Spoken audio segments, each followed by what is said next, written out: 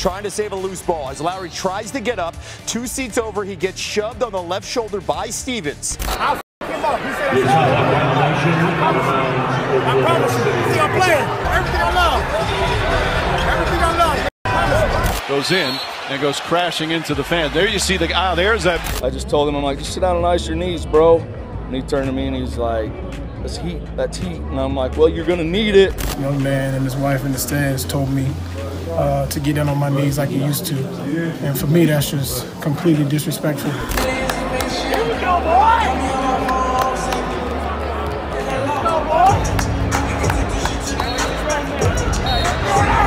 Let me come to your office and yell in your ear like that.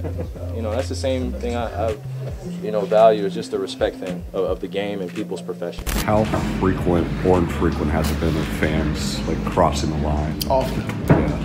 Misery loves company. The NBA is unlike any other sport in America. There are no walls or barriers separating the fans from the athletes. Season ticket holders, like Warriors minority owner Mark Stevens, do not have a net protecting them from loose balls. They collide with the players, with the NBA giving hoop fans close proximity with direct access, easily attaining contact if they desire. I've gotten the N-word, all of that. Athletes are just not protected in that regard, said Warrior star Draymond Green. Hey,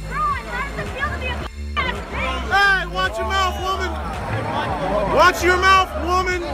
J.R. Smith was asked, how can you concentrate when you're shooting free throws and everyone's yelling? That's easy. It's when you're in Utah and people are shouting the N-word. That's tough. Really, we all say? Really, he says. Really. Trevor, I'm not even talking to you, bro. Just sit there with your wife and shut the up. The association finally said enough, but it began with the players, about a dozen or so, gathering for a teleconference with officials in the league office this summer, making their case about what they believe is one of the biggest problems in the game. And a fan with a little shove right there. The NBA will adopt a zero-tolerance policy for abusive or hateful behavior and are putting fans seated closest to the players and court on alert. Ejections and further punishment will result from anything deemed to violate that policy. Fat boy, how many you got, baby? What's good, fat boy?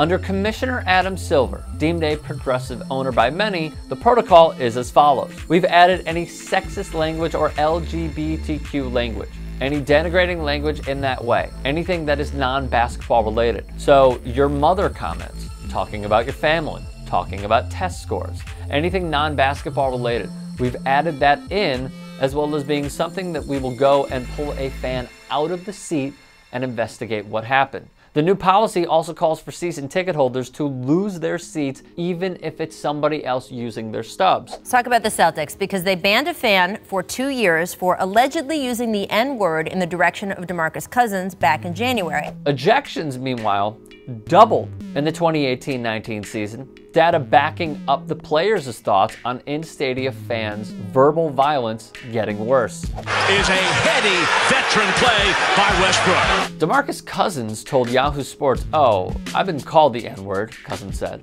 And it's crazy because this has happened to me on a few occasions. I reported it to the league, and you know, I may have said whatever I said back, and I was still punished for it. Fans have been able to get away with nearly whatever they wanted for years without suffering the repercussions of their own actions. The National Basketball Association, in a rare move in analyzing objectively a sporting conglomerate worth billions who revisit player-related issues prior to the collective bargaining agreement expiring when the deal makers confer for the betterment of both parties, made a strong stand.